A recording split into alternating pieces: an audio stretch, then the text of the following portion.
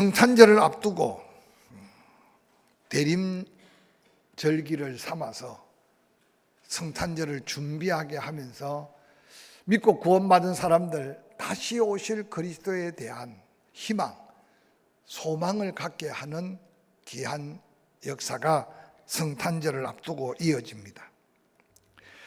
현대사회 심리학자인 에릭 프롬은 인간을 한마디로 표현할 때 위를 바라보고 미래를 바라보며 사는 사람이다. 그래서 인간을 그렇게 표현했습니다. 여러분은 다 인간이기에 땅만 쳐다보고 살지 않고 위의 것을 바라보고 또한 미래를 소망하며 사는 그런 삶의 온전한 사람이기를 간절히 축복합니다. 한 연구단체가 사람들의 94%가 자신들의 인생 목적을 기다리는 데 있다라고 생각하면서 산다고 합니다. 더 좋은 사람을 기다리거나 더 좋은 기회를 기다리거나 때로는 꿈을 안고 그 꿈이 이루어지기를 기다리거나 또 지금의 고통과 아픔이 속히 사라질 때를 기다리거나, 그래서 한마디로 말하면 인생은 뭔가 바라보고 기다림의 연속이 살아있음의 증거고 인생이다. 그렇게 사람들은 이구동성 말한답니다. 성경을 보면 믿음의 사람들도 기다림이라는 사실 속에 은혜를 발견하고 그 은혜를 덧입는다고 합니다. 특별히 참 믿음의 사람들은 오실 예수를 기다렸고 오신 예수와 동행했고 다시 오실 예수를 기다리는 것이 진정한 산 믿음이다. 참 믿음이다. 그렇게 말씀합니다. 엄청난 박해 가운데 매일 삶의 현장 속에 목숨 건 위험을 무릅쓰고 살았던 초대교회 성도들, 그들은 서로 만나면 마라나타라고 인사를 했다고 합니다. 내 삶은 언제 끝날지 모르지만 주님, 내 살아있을 동안에 속히 오시옵소서. 그렇게 다시 오실 주님을 기다리면서 믿음을 지키며 순교의 반열에 섰던 믿음의 역사가 우리 앞선 선조들의 믿음의 역사였습니다. 사랑하는 성도 여러분, 성탄을 며칠 앞두고 여러분은 지금 무엇을 기대하고 무엇을 바라보며 또 무엇을 기다리고 살고 있는지 이 밤에 한번 말씀 앞에 여러분의 심령을 드러내어 한번 하나님 앞에 점검하시기를 바랍니다. 다시 오실 예수 그리스도를 기대하고 기다림이 있는가? 하늘의 상급을 기대하고 소망 가운데 인내하며 살고 있는가? 땅에 끝만 심지 하늘 곳간에 대한 관심을 갖고 사는가? 끊임없이 자신을 한번 돌아보는 성탄을 준비해야 다시 오실 주님 앞에 마라나타, 우리도 주님 준비됐습니다, 언제든지 오시옵소서 라고 말할 수 있는 믿음의 사람들이 될 수 있기를 주의 이름으로 간절히 축원합니다. 오늘 함께 읽은 본문은 나이 많아 늙도록 약속하신 메시아를 기다리고 있었던 시몬의 이야기가 소개되고 있습니다. 본문 누가복음 2장 25절은 그렇게 말합니다. 예루살렘에 시몬이라 하는 사람이 있으니 이 사람은 의롭고 경건하여 이스라엘의 위로를 기다리는 자다라고 말합니다. 오늘 이 시몬이라는 사람은 일평생 믿음으로 오직 한 가지만을 기다리며 살았습니다. 자신의 욕망이나 자신의 어떤 부귀영화를 이루기 위해 기다린 것이 아니라 선조들이 약속한 메시아, 내 생애 속에 살아있을 동안 그 약속한 메시아가, 이 이스라엘을 구원할 구원자가 반드시 오실 것을 기다리고 있었다는 사실입니다. 오늘 자신의 환경을 바꾸어주고 자기의 어떤 삶의 필요를 채워주고 자기 육신의 어떤 풍요로움을 위해 메시아를 기다린 것이 아니었습니다.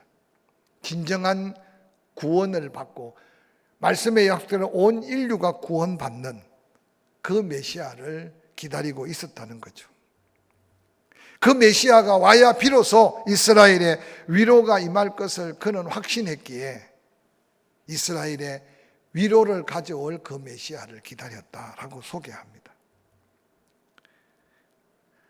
오늘 시몬이 기다렸던 메시아는 하나님의 뜻 가운데 오실 메시아요, 만민의 위로자로 오실 메시아요, 온 세계 만민을 구원할 그리스도로 오실 메시아인 것을 시몬은 확신 가운데 기다렸습니다. 사랑하는 성도 여러분, 우리가 살고 있는 지금 이 시대에 가장 필요한 것이 무엇일까라고 질문하고 스스로 한번 대답해 보시기 바랍니다.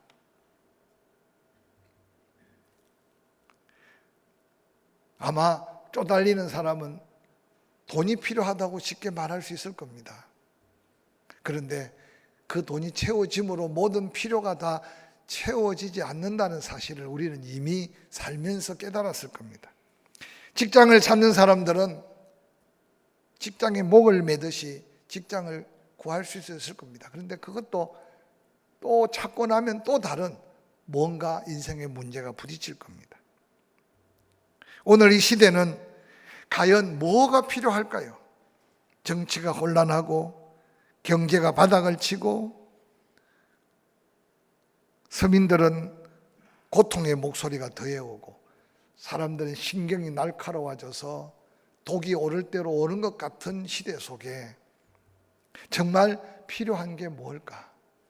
오늘 시몬이 로마의 지배 속에 모든 걸 잃어버린 것 같은 그 백성들에게 필요한 건 물질도 아니고 정치적인 안정도 아니고 필요한 게 개인의 어떤 필요가 아니라 하나님이 약속한 메시아가 와서 그들을 구원하며 참 위로가 필요하다는 사실을 깨달았기 때문에 그 메시아 그리스도가 오기를 학수고대 기다리고 있었던 시몬의 그 모습이 오늘 우리에게 비춰주는 거룩한 사명이 무언가를 한번 생각해 보시기 바랍니다. 사랑하는 성도 여러분, 교회가 이 땅을 위하여, 교회가 이 세상을 위해서 기도해야 될 기도가 무엇이라고 생각합니까? 아니, 여러분은 나라와 민족, 온 세상을 바라보면서 뭘 기도합니까? 시몬이 예루살렘에서 늙어 그 삶이 얼마 남지 않은 시간 동안에 끊임없이 기다리고 기다렸던 하나님의 위로가 우리가 다시 누려야 되고 우리의 기도와 간구로 우리 가정, 우리 이웃, 이 땅에 진정한 구원, 진정한 하나님의 은혜, 그 놀라운 하늘로부터 임한 위로가 필요함을 다시 한번 깨닫고 함께 기도하며 시몬의 은혜를 덧입는 저와 여러분이 되기를 주의 이름으로 간절히 축원합니다. 초대교회 혼란 속에 살았던 사도 바울은 고린도후서 1장 3절부터 이렇게 외칩니다. 찬송하자. 그는 우리 주 예수 그리스도의 하나님이시요 자비의 아버지시요 모든 위로의 하나님이시며 우리의 모든 환난 중에 우리를 위로하사 우리로 하여금 하나님께 받은 위로로서 모든 환난 중에 있는 자들을 능히 위로하게 하시는 이시로다. 그리스도의 고난이 우리에게 넘친 것 같이 우리가 받는 위로도 그리스도로 말미암아 넘치는도다. 우리가 환난 당하는 것도 너희가 위로와 구원을 받게 하려는 것이요 우리가 위로를 받는 것도 너희가 위로를 받게 하려는 것이니 이 위로가 너희 속에 역사하여 우리가 받는 것 같은 고난을 너희도 견디게 하느니라. 너희를 위한 우리의 소망이 견고함은 너희가 고난에 참여한 자가 된 것 같이 위로에도 그러할 줄 알미로다 라고 말했습니다. 사도 바울은 하나님이 위로의 하나님인 것을 삶을 통해 체험하고 살았던 사람이에요. 힘들게 환난 속에 핍박과 고난 속에 허덕이는 고린도 교회 성도들을 향해 그 고난 속에 하나님의 위로가 있다. 할렐루야. 그 고난 속에 하나님의 위로를 경험할 때 너희가 또한 누군가 다른 사람을 위로할 수 있으므로 하나님의 놀라운 은혜가 더해질 것을 증거합니다. 사랑하는 성도 여러분, 오늘 이 시대가 바로 누군가가 먼저 그 위로를 경험하고 그 위로 안에 또 누군가에게 하나님의 위로를 함께 나누어 가면서 놀라운 하나님의 은혜를 경험해야 될 때가 바로 우리가 살고 있는 이때가 아닌가 생각합니다. 오늘 고린도후서에 기록된 이 모든 위로의 하나님이라고 말하는 본문 위로라는 말은 헬라어 파라클레시스라는 말로 기록하고 있어요. 이 파라클레시스라는 말은 용기를 북돋아 준다, 도와준다, 위로하고 대신 구하고 또한 대신 구원해 준다라는 뜻이 있습니다. 예수 그리스도께서도 이 위로자 보혜사를 보내실 것을 약속합니다. 요한복음 15장 26절에 내가 아버지께로부터 너희에게 보낼 보혜사 곧 아버지께서 나오시는 진리의 성령이 오실 때 그가 나를 증언하실 것이다 라고 말했습니다. 여기 보혜사라는 말이 파라크레토스라는 말입니다. 바로 우리 곁에서 우리를 위로하는 자, 그가 바로 보혜사 성령 하나님이라고 말씀하십니다. 그러므로 하나님은 위로의 하나님이시고 그 하나님은 택한 사명자에게 곁에 동행하며 위로하시는 파라크레토스, 바로 그 하나님이 성령으로 우리와 함께 하신다는 사실을 기억하시기를 주의 이름으로 간절히 축원합니다. 그러면 하나님의 위로는 누구를 통해서 경험되고 증거될까요? 오늘 누가복음 2장 25절은 그렇게 말합니다. 예루살렘에 시몬이라는 사람이 있었다. 이 사람은 의롭고 경건한 사람이었다.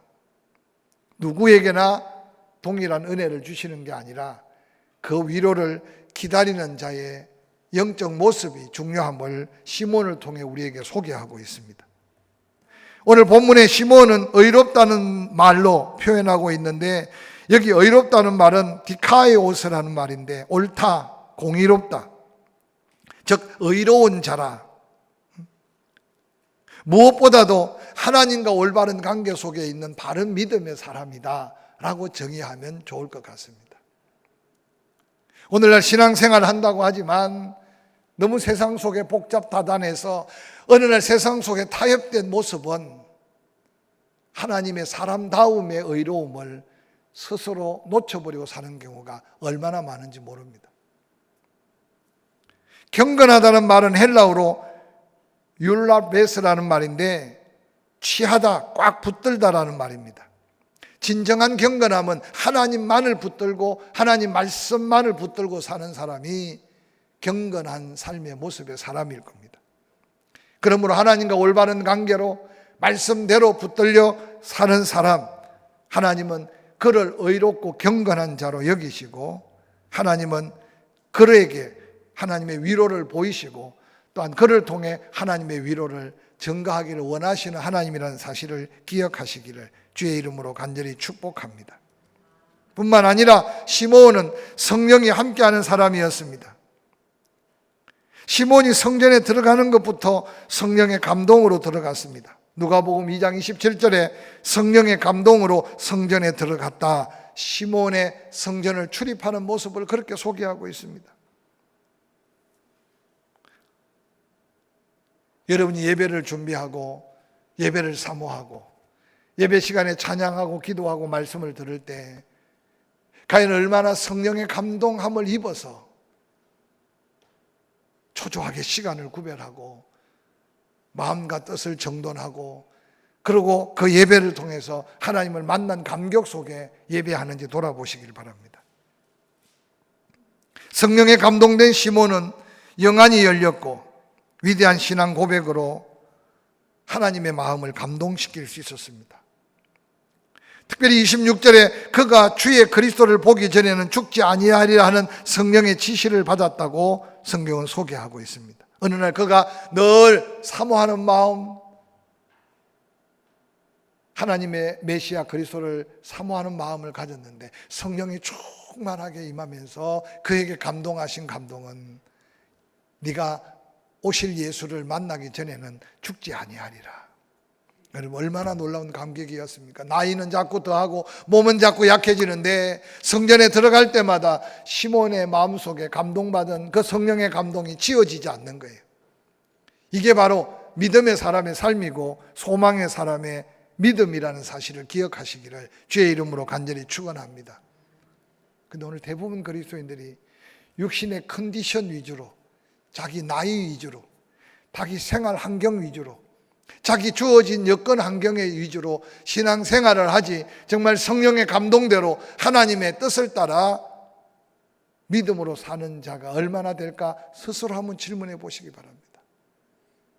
이 저녁에 조심스럽습니다마는 나이가 더할수록 성령에 붙들려 사시기를 주의 이름으로 간절히 축원합니다. 할렐루야.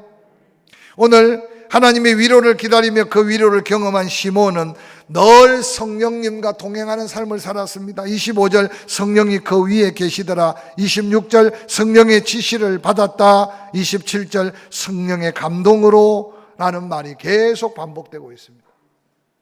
마가 오순절 성령이 임하기도 전이었습니다. 그런데 이 시몬에게는 그렇게 놀랍게 성령께서 감동하시고 말씀하시고 역사하시고, 시몬은 그 성령의 감격 속에 나이가 많아지지만 예수 그리스도를 만나는 놀라운 말씀의 은혜를 덧입었다는 사실을 기억하시기를 바랍니다. 오늘날 많은 사람들이 자꾸만 나이 따라서 인생을 살려고 생각합니다. 사랑하는 성도 여러분, 그냥 하는 위로가 아니라 모세는 80에 부름받아 120살에 눈이 흐려지지 않는 가운데 사명이 끝나서 하나님께 부름을 받았던 사실을 기억하시기 바랍니다. 스스로 나이 타령, 스스로 환경 타령, 스스로 돈 타령, 스스로 시간 타령 하지 않기 위해서 오늘 시몬의 성령에 사로잡힌 삶의 모습을 다시 한번 사모하시고, 그 성령의 충만함 가운데 하나님의 놀라운 약속이 있는 소망에 붙들린 삶을 살 수 있기를, 그때 위로하신 하나님, 그 위로가 여러분을 통해 증거되는 귀한 역사가 있기를 주의 이름으로 간절히 축원합니다. 이 성령의 사람은 희망이 넘칩니다. 성령의 사람은 뭔가 하고자 하는 일이 계속 있습니다. 희망 있는 사람은 의욕이 넘칩니다. 생기가 있습니다. 성령 아래에서 희망 있는 사람은 긍정적인 삶을 살게 됩니다. 무엇을 하더라도 열심을 냅니다. 시몬은 메시아를 기다리는 성전에서 기도하고 성전을 오르내리는 일이 한 번도 번거롭지 않았을 겁니다. 여러분, 예배에 대한 기도에 대한 응답의 기대가 성령의 사로잡힘 가운데 충만해서 하나님의 위로하심의 은혜가 응답의 기적으로 이어지기를 주의 이름으로 간절히 축원합니다. 뿐만 아니라 그런 위로를 기다리고 위로를 경험했던 시몬은 영안이 열린 사람이었습니다. 모든 사람이 다 성탄에 예수 그리스도가 오신 그날 아무나 누구나 다 그 성탄의 예수를 만난 것이 아니라는 사실을 기억하시기 바랍니다. 그런데 시몬은 하나님의 검성을 듣고 성전에서 끊임없이 오실 메시아를 기다렸습니다. 절기를 따라 또 율례를 따라서 난지 8일 만에 할례를 행하러 오는 아이가 베들레헴 말구에 태어난 오직 성탄의 예수뿐이었겠습니까? 이 아이가 오도 시몬은 끊임없이 기도하다가 그들을 바라봤을 겁니다. 그런데 한 번도 실수하지 않습니다. 그런데 어느 날 누가복음 2장 29절에 주제여 이제 말씀하신 대로 종을 평안히 놓아주시는도다. 내 눈이 주의 구원을 보았사오니 이는 만민 앞에 예비한 것이요 이방을 비추는 빛이요 주의 백성 이스라엘의 영광입니다. 예수 그리스도가 들어오는 그 순간 시몬은 영안이 열린 그 눈으로 바로 그 아이가 성탄으로 오신 메시아 그리스도인 것을 보았습니다. 사랑하는 성도 여러분, 나이가 더할수록 이 은혜가 여러분에게 넘치기를 주의 이름으로 간절히 축원합니다. 기력은 좀 쇠하고 육체적으로 힘은 좀 딸릴지라도 속 사람은 강건해져서 기도하면 응답이 보이고 기도할 제목에 따라서 하나님의 약속이 확신되어지고, 그래서 영적인 눈이 열려서 하나님의 뜻을 분별하고 여러분 한마디 한마디가 여러분의 자녀들에게, 손자 손녀들에게 무엇이 하나님이 원하고 기뻐한 뜻인지를 증거해 가면서 이 영광을 바라보는 저와 여러분이 될 수 있기를 주의 이름으로 간절히 축원합니다. 뿐만 아니라 누가복음 2장 28절 시몬이 아기를 안고 하나님을 찬송합니다. 여러분, 성탄의 아기 예수를 위해 경배합니다. 목동들도 찾아서 경배했습니다.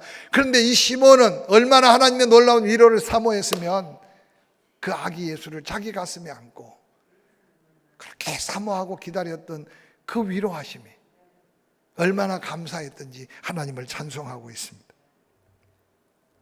사랑하는 성도 여러분, 시몬이 아기를 축복하며 그 어머니를 축복하며 하나님께 영광을 돌렸던 그 믿음의 감격이 여러분의 은혜 안에서 성령에 사로잡혀 사는 위로받은 자의 은혜로 누려가시기를 주의 이름으로 간절히 축원합니다.